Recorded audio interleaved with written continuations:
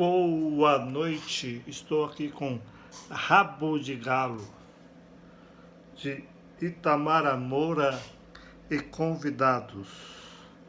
Belíssimo livro, reflete várias histórias acontecidas em São José dos Campos na década de 60, 70, 80.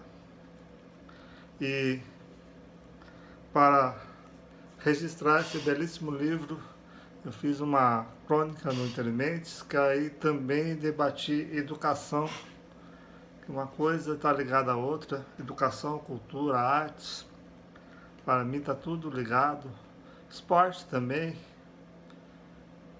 hoje em dia eu sou ciclista e faço caminhadas pela Mantiqueira quando dá tempo, e quando as chuvas passarem, né? No momento não é recomendável fazer trilhas muito longas com essas chuvas de verão, abençoadas chuvas de verão todos os dias. Teve os desastres que não são tão naturais assim, porque dá para governos, entidades planejarem antes e direito à moradia para os irmãos do litoral norte.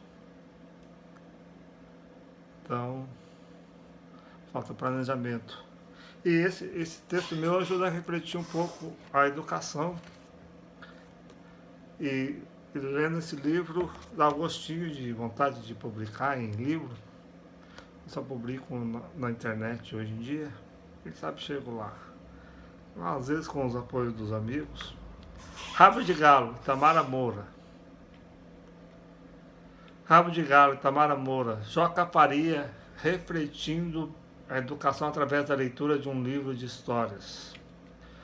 Aí começa o meu texto. O Facebook e suas memórias. Como o Entre Mentes, essa foto nem lembrava mais, uma foto que eu publiquei. Está na matéria do Entre Mentes, que vou pôr o link posteriormente para vocês. Assim como o CD de poeta, um CD que eu fiz junto com o Marcelo Pranchês, teve colaboração da Elizabeth Souza e várias pessoas.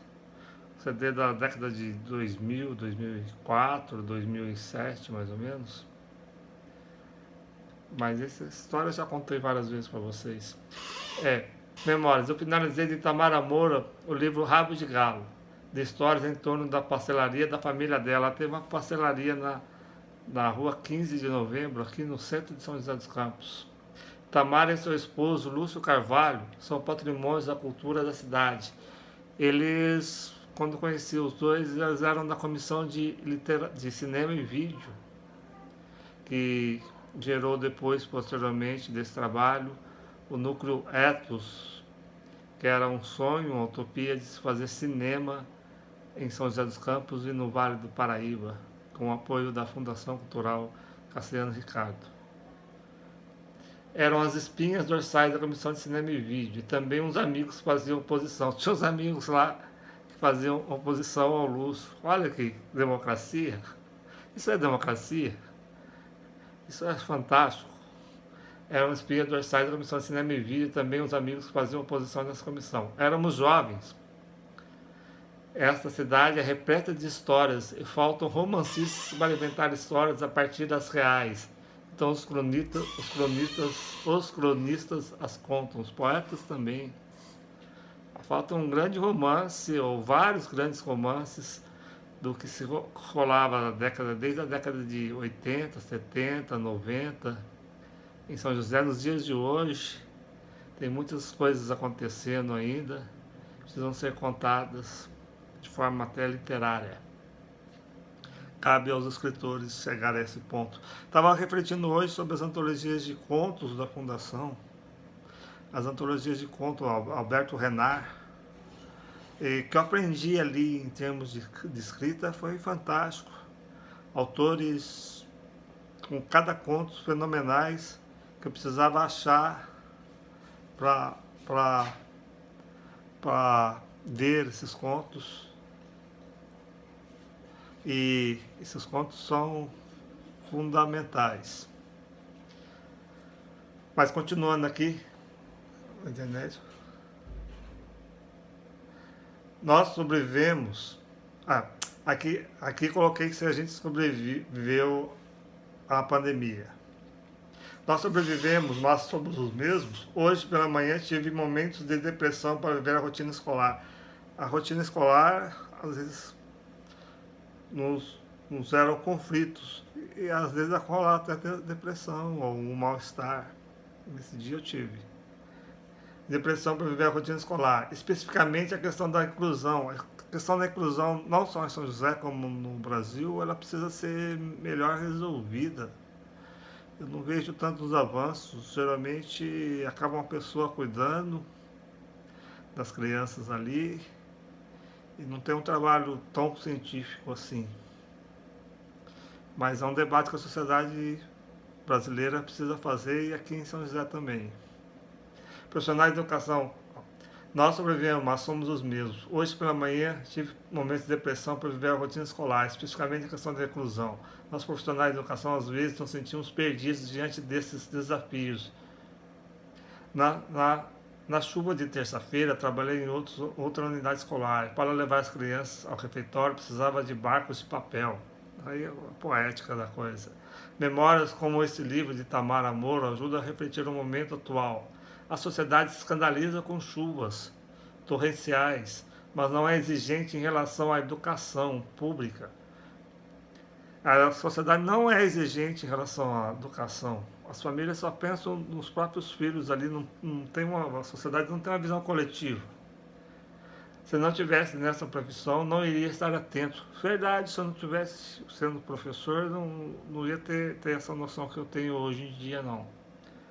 Mas não é exigente em relação à educação pública. Se não tivesse nessa profissão, não iria estar atento. Só a elite se organiza para debater a organização da escola pública, quantidades como todos pela educação. Só a elite. Nós, os trabalhadores mesmo da educação, os professores no dia a dia, não nos organizamos ainda. E cadê os sindicatos? Os sindicatos poderiam ser a base para isso, sejam municipais, estaduais, as universidades poderiam movimentar essa questão também. Estão realmente debatendo a educação. Recursos públicos, em uma cidade como São José tem, no Brasil tem problemas, mas tem algum recurso sim. Recursos públicos existem, mas a sociedade só se pauta pela mídia. Ninguém ousa lançar pautas de debate. A gente não vê os colegas que escrevem, que tem canais diariamente, lançar pautas, lançar debate. É só o debate que está na grande mídia. E isso faz falta, tem que debater a educação como outros problemas. Camilo Santana está bem tranquilo no Ministério da Educação. Isso aqui é uma coisa meio irônica minha, né? Mas a educação não acontece nas elites de ministérios. Ela não acontece lá, eles podem criar chances de melhorar alguma coisa. Ela acontece nas escolas, no chão da escola, os professores vão querer falar que a gente não tem uma boa formação, mas nós estamos fazendo no dia a dia. E nelas devemos aprender a nos organizar. Aqui em São José nós vemos um movimento forte de luta por uma educação de qualidade. As creches foram terceirizadas sem nenhuma resistência e o salário baixíssimo, não é cumprido o piso, a prefeitura não cumpre o piso com essa terceirização, não é respeitado o piso educacional e o trabalho em creche é um dos mais difíceis na educação, até mais que um ensino médio ou um Fundamental 2. Livros, agora mudando de assunto, livros de memórias como de Tamara nos ajudam a refletir a conjuntura atual, mudar os rumos dos acontecimentos, é um desafio. Estamos acomodados em nossas zonas de conforto, mas às vezes a consciência se faz. Às vezes a depressão vem, né? Porque a gente não está transformando, ou não sabe como transformar. Como você muda uma sociedade, você tem uma escola que forme cidadãos críticos. Essa é a minha questão nesse texto e nesse vídeo. Espero que vocês colaborem e debatemos os rumos da educação na cidade e no Brasil, no Estado, para conseguirmos chegar a avanços. No mais, um grande abraço a todos e todas. E eu não tenho o hábito ainda da linguagem neutra. Abraços, João Carlos Faria, professor, escritor, poeta e um pensador. Quem sabe um dia, quem sabe chega ao mestrado, doutorado, mas acho meio quase muito difícil. Abraços, tchau.